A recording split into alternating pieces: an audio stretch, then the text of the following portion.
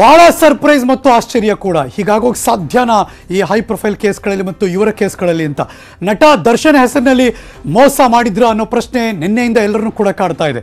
ಮೈಸೂರಿನಲ್ಲಿ police station ಮೆಟ್ಲೇರಿದ್ರು ದಾಸ, ದೂರನ್ನು ಕೊಟ್ಟರು, ವಾರ್ನ್ ಕೂಡ ಮಾಡಿದ್ರು ಸಾರಥಿ. Breaking news.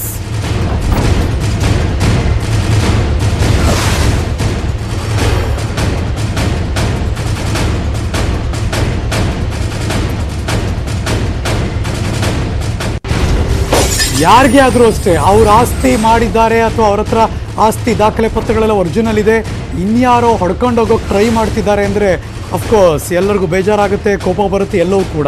ನಟ ದರ್ಶನ್ ಅವ್ರಿಗೂ ಹಾಗೆ ಆಯಿತು. ಅವರ ಹೆಸರಲ್ಲಿ ಮೋಸ ಮಾಡಿ ಯಾರು ಅನ್ನೋದೀಗ ಇನ್ವೆಸ್ಟಿಗೇಷನ್ ಅಷ್ಟೇ ಗೊತ್ತಾಗಬೇಕು.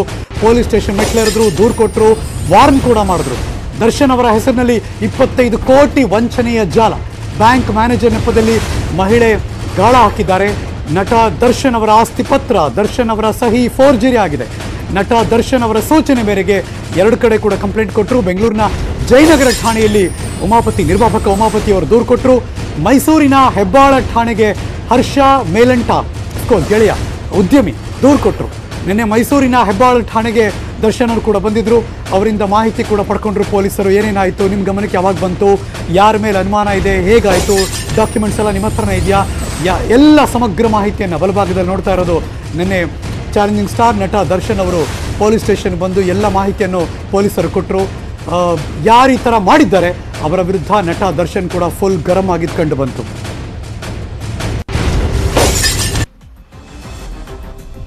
ಒಂದಷ್ಟು ಮಾಹಿತಿಯನ್ನು ನಿಮ್ಮ ಗಮನಕ್ಕೆ ಕೊಡ್ತಾ ಇದ್ದೀರಿ. ಜೂನ್ 16ನೇ ತಾರೀಕು ಏನಾಯಿತು, ದರ್ಶನ್ ಆಪ್ತ ಹರ್ಷ ಮೇಲಂಟ ಅವ್ರಿಗೊಂದು ಫೋನ್ ಬಂತು. ಬ್ಯಾಂಕ್ ಮ್ಯಾನೇಜರ್ ಅರುಣಕುಮಾರಿ ಹೆಸರಿನಲ್ಲಿ ಫೋನ್ ಇದು. ನೀವು 25 ಕೋಟಿ ಲೋನ್ಗೆ ಅರ್ಜಿ ಹಾಕಿದ್ದೀರಾ ಅಂತ. ಅವಾಗಲೇ ಅವ್ರಿಗೆಲ್ಲ ಶಾಕು. ನಾವು ಹಾಕಿದ್ದೀವಾ, ಎಲ್ಲ ಹಾಕಿದ್ವಿ ಅಂತೆಲ್ಲ. ನಟ ದರ್ಶನ್ ಮತ್ತು ನಿರ್ಮಾಪಕ ಉಮಾಪತಿ ಶ್ಯೂರಿಟಿ ಹಾಕಿದ್ದಾರೆ ಅನ್ನೋದು ಬೇರೆ ಒಂದು ಹೇಳ್ತಾರೆ ಅವರು. ಕೆಲವು ಮಾಹಿತಿ ಸಂಗ್ರಹಿಸಬೇಕು ಬನ್ನಿ ಅಂತ ಫೋನ್ ಮಾಡ್ತಾರೆ. ಬಿಕಾಸ್ ದೊಡ್ಡ ಮೊತ್ತದ ಅಮೌಂಟ್ ಅದು. ಸೊ ಹಾಗಾಗಿ ಕ್ರಾಸ್ ಚೆಕ್ ಮಾಡೋಕ್ಕೆ ಅಂತ ಫೋನ್ ಮಾಡ್ತಾರೆ.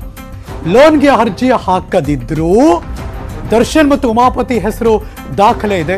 ಪರಿಶೀಲಿಸೋಕೆ ಅಂತ ಹೆಬ್ಬಾಳ್ ರಿಂಗ್ ರಸ್ತೆಗೆ ಬರ್ತಾರೆ. ಅರುಣಕುಮಾರಿ, ಮಧುಕೇಶವ, ನಂದೀಶ ಮೂವರು ಅಲ್ಲಿರ್ತಾರೆ. ದಾಖಲೆ ನೋಡಿ ಇದೆಲ್ಲ ನಕಲಿ ಅಂತ ಹೇಳಿ ಹೊರಟು ಹೋಗ್ತಾರೆ.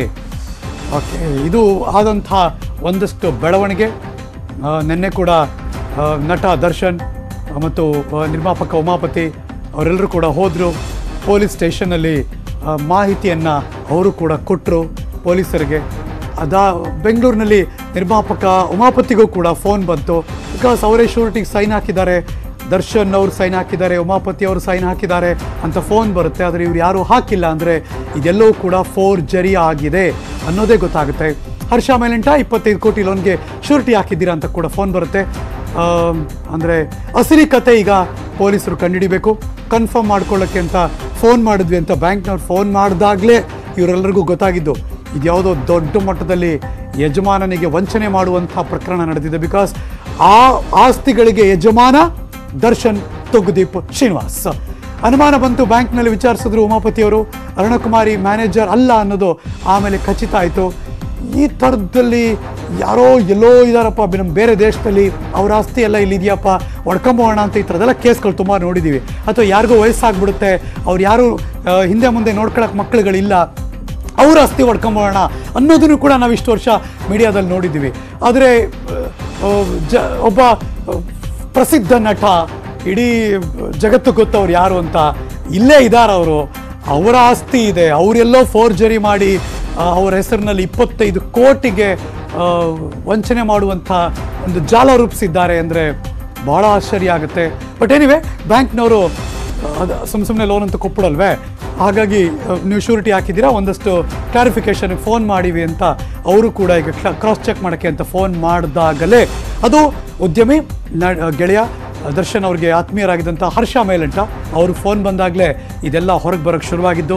ಅದಾದ ತಕ್ಷಣ ಇಮಿಡಿಯೇಟಾಗಿ ಹರ್ಷ ಮೈಸೂರಿನಲ್ಲಿ ಕಂಪ್ಲೇಂಟ್ ಕೊಡ್ತಾರೆ. ಉಮಾಪತಿ ಅವರ ಹೆಸರು ಅಲ್ಲಿರೋದ್ರಿಂದ, ಸೈನ್ ಇರೋದ್ರಿಂದ ಉಮಾಪತಿ ಅವರು ಬೆಂಗಳೂರಿನಲ್ಲಿ ಜಯನಗರದಲ್ಲಿ ಕಂಪ್ಲೇಂಟ್ ಕೊಡ್ತಾರೆ. ಇಬ್ಬರು ಕೂಡ ಪೊಲೀಸ್ ಸ್ಟೇಷನ್ಗೆ ಹೋಗ್ತಾರೆ, ಮಾಹಿತಿಯನ್ನು ಕೊಡ್ತಾರೆ. ಖುದ್ದು ನಟ ದರ್ಶನ್ ಮೈಸೂರಿನ ಪೊಲೀಸ್ ಸ್ಟೇಷನ್ಗೆ ಹೋಗಿ ಅಲ್ಲೂ ಕೂಡ ದೂರನ್ನು ದಾಖಲು ಮಾಡಿದಂಥ ನಂತರದಲ್ಲಿ ಕ್ಲಾರಿಫಿಕೇಷನ್ ಅಥವಾ ಒಂದಷ್ಟು ಮಾಹಿತಿಗಳು ಬೇಕಾಗುತ್ತೆ ಪೊಲೀಸರಿಗೆ, ಅಲ್ಲಿ ಕೊಡೋಕ್ಕೆ ಅಂತ ಅವ್ರು ಹೋಗ್ತಾರೆ. ಇಬ್ಬರೂ ಕೂಡ ಕಂಪ್ಲೇಂಟ್ ಕೊಟ್ಟು ಅಲ್ಲೋಗಿ ಮಾಹಿತಿಯನ್ನು ಕೂಡ ದೂರನ್ನು ಆಧರಿಸಿ ಮೂವರ ಮೇಲೆ FIR ಆಗುತ್ತೆ. 3ನೇ ತಾರೀಕು ಜುಲೈ 2021. ಮೂವರ ಮೇಲೂ ಕೂಡ A1 Arunakumari, A2 Madhukeshava, A3 ಅದು A2 ಅಲ್ಲ ಇನ್ನೊಂದು ನಂದೀಶ, 3 ಜನ ಇದು. ಸೊ ಆರೋಪಿಗಳು ಅಕ್ಯೂಸ್ ನಂಬರ್ 1, 2, 3 ಅರುಣಕುಮಾರಿ, ಮಧುಕೇಶವ ಮತ್ತು ನಂದೀಶ. ಜುಲೈ 9ನೇ ತಾರೀಕು ಕಂಪ್ಲೇಂಟ್. ನಿನ್ನೆ ನಟ ದರ್ಶನ್ ಉಮಾಪತಿ ಅವರಿಂದ ಮಾಹಿತಿಯನ್ನು ಪೊಲೀಸರು ಕಲೆ ಹಾಕ್ತಾರೆ. ಇದು ಈ ಕ್ಷಣಕ್ಕೆ ಪೊಲೀಸರ ಏನೋ ಕೇಸ್ ಆದಮೇಲೆ ಏನೇನು ನಡೀತಾ ಇದೆ ಅನ್ನೋದು ನಿಮ್ಮ ಮುಂದೆ ಇಡ್ತಾರೆ. ಜಮೀನು ಪತ್ರ, ಫೋರ್ಜರಿ, ಸಹಿ ಬಗ್ಗೆ ದರ್ಶನ್ ಅವರಿಂದ ಮಾಹಿತಿಯನ್ನು ಕಲೆ ಹಾಕಿದ್ದಾರೆ ಪೊಲೀಸರು ಕೂಡ. ಏನೇನಾಯಿತು, ಯಾವಾಗಾಯಿತು, ನಿಮ್ಮ ಗಮನಕ್ಕೆ ಹೇಗೆ ಬಂತು, ಈ ಥರದ್ದೆಲ್ಲ ಒಂದಷ್ಟು ಮಾಹಿತಿಯನ್ನು ಏನು ಕಲೆ ಹಾಕಿ ಪೊಲೀಸರು ಇದೀಗ ಪೊಲೀಸರಿಗೆ ದೂರನ್ನು ಕೊಟ್ಟರು. ದರ್ಶನ್ FIR ಆಯಿತು. ನಕಲಿ ಬ್ಯಾಂಕ್ ಮ್ಯಾನೇಜರ್ ಈ ಅರುಣಕುಮಾರಿ. ಹಾಗಾದ್ರೆ ನಟ ದರ್ಶನ್ ಏನು ಹೇಳಿದ್ರು ಬನ್ನಿ ನೋಡೋಣ. ಪ್ರಕರಣದಿಂದ ನಿಮ್ಮ ಸಿನಿಮಾ ಕೆಲಸ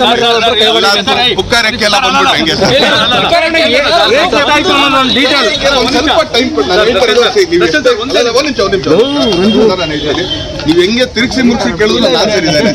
ಅದಕ್ಕೆ ಬಿಟ್ಬಿಡ್ರಿ. ಈಗ ಬರೋದ್ ಬೇಡ ಅಂತ ಹೇಳಿ ನೀವೇ ಎಲ್ಲ ರೆಕ್ಕೆನ ಕಟ್ ಮಾಡ್ಬಿಡಿ ಸರ್. ನೀವೇ ನೇರವಾಗಿ ನೀವೇ ರೆಕ್ಕೆ ಕಟ್ ಮಾಡ್ಬಿಡಿ. ಬಂದಾಗ ಸರ್ ನಾನು ರೆಕ್ಕೆ ಕಟ್ ಮಾಡೋದು ಸರ್, ತಲೆನೇ ಕಟ್ ಮಾಡೋಣ ನಾನು. ಅದೊಂದು 1% ನಿಜ, ಬಟ್ ಒಂದು ಸತ್ಯಾಂಶ ಬಂದ್ಬಿಡ್ಲಿ. ಯಾಕಂದ್ರೆ ಈಗ ನೀವು ಕೂತ್ಕೊಂಡು ಇನ್ನೇನೋ ಮಾಡಿ ಇನ್ನೇನೋ ಆಗಿ ಮತ್ತೆ ಇನ್ನೊಂದಾಗ ನನಗೂ ಇಷ್ಟ ಇಲ್ಲ. ಸೊ ಅದೊಂದು ಬಂದ್ಬಿಡ್ಲಿ. ಬಂದಾಗ ನಾನೇ ಹಿಂಗ್ ಕೂತ್ಕೊಂಡು ಅವನೇ ಪಕ್ಕದಲ್ಲಿ ನಿಲ್ಸಿ ಇವರೇ ಇದ್ ಮಾಡಿ ಇವರೇ ಆಮೇಲೆ ಇದು ಯಾರೇ ಆದ್ರೂ ಕೂಡ ಅನ್ಬಿಡ ಸರ್. ಒಂದೇ ನಿಮ್ಮ ಹೆಸರಲ್ಲಿ ಫೋರ್ಜರಿ ಆಗಿರುವಂತ ಅಲ್ಲ ಆಗಿದೆ. ಅದಕ್ಕೆ ನಾನು ಬಂದಿರೋದು ಎಷ್ಟು ಅದನ್ನೇ ನಾನು ಹೇಳೋದು. ಲೋನ್ ಮಾಡಿಸ್ತೀವಿ ಅಂತೇಳಿ ಫೋನ್ ಮಾಡ್ತಾರೆ. ಸೊ ನಾನು ಹೇಳ್ತೀನಿ ಇಲ್ಲ ನಮ್ದು ಯಾವುದು ಲೋನ್ ಇಲ್ಲ, ಶ್ಯೂರಿಟಿ ಯಾರಿಗಾನ ಆಗ್ತಾ ಇಲ್ಲ. ಇಲ್ವಲ್ಲ, ಶ್ಯೂರಿಟಿ ಯಾರಿಗೂ ಆಗ್ತಾ, ನೀವು ದರ್ಶನ್ ಸರ್ ಆಗ್ತಾ ಇದ್ದೀರಂತೆ. ಇಲ್ವಲ್ಲ, ಯಾರಿಗೂ ಆಗ್ತಾ ಇಲ್ಲ. ಸೊ ದರ್ಶನ್ ಸರ್ನ ಕೇಳಿ ನೋಡ್ತೀರಾ?